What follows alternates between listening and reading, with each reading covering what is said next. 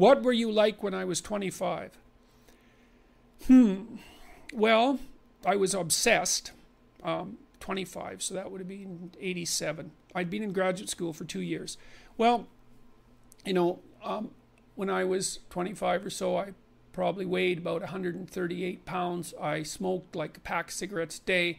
I drank tremendous amount of alcohol. I was from northern Alberta, this rough little town up in northern Alberta called Fairview, and you know, there were long winters there, and my friends were heavy drinkers, and most of them dropped out of school by the time they were 15 or 16, went off to work on the oil rigs, and you know, it was a rough town, and we drank a lot. I started when I was 14, and you know, and so I had a lot of bad habits, let's say, and things that were, and I wasn't in great shape physically, and I was also still intellectually obsessed by, as I am now, and so that would have been in 85. But I decided around then, about 85, 84, something like that, maybe a little earlier, that I was really going to try to get my act together, and so I started doing that. I first of all I quit smoking.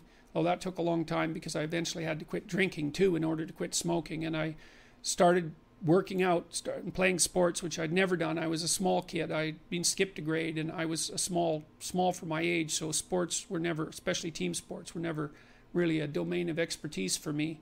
Although I skied and went trapping with my dad, and went, you know, cross-country skiing and camping and all that. So, but when I went to graduate school, I started swimming. the first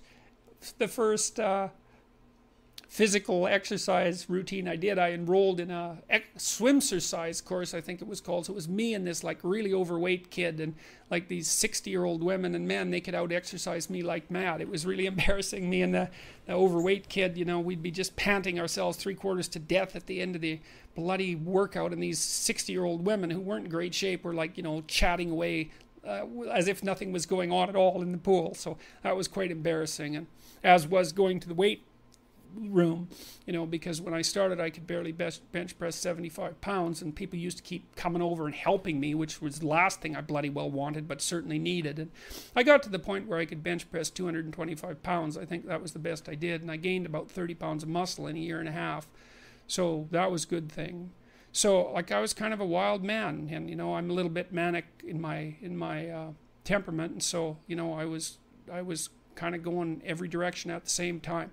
So, and you know, I don't regret that. I had a fine time when I was a kid, but I needed really to get disciplined, and I had to do it because I was working on these hard problems that, you know, that I've been discussing with all of you, and I've been working on them really, you know, obsessively since I was probably about 18, maybe even earlier than that, and got to the point around 25 when I was in graduate school trying to get my PhD, so doing all my research. Like I published 15 papers by the time I graduated with my PhD, which was I think by a fairly large measure the most papers that any graduate student at that time had ever published at McGill. I think that's right. It might have been twice as many, or maybe twice as many, maybe even 3 times as many.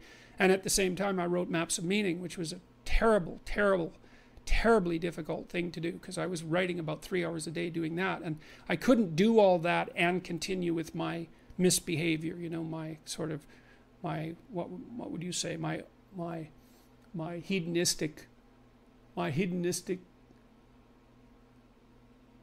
massive hedonistic consumption of alcohol and all of that. I just couldn't keep it up, and also work seriously on the issues that were at hand. So, you know, I had to stop. That's a sacrifice. I had to stop messing about and straighten myself out. And I got married. Well, the woman who's my wife, Tammy, who I've known since she was 8 years old, she lived across the street from me in this little town called Fairview, and I was in love with her like the first time I saw her, which is quite the bloody thing.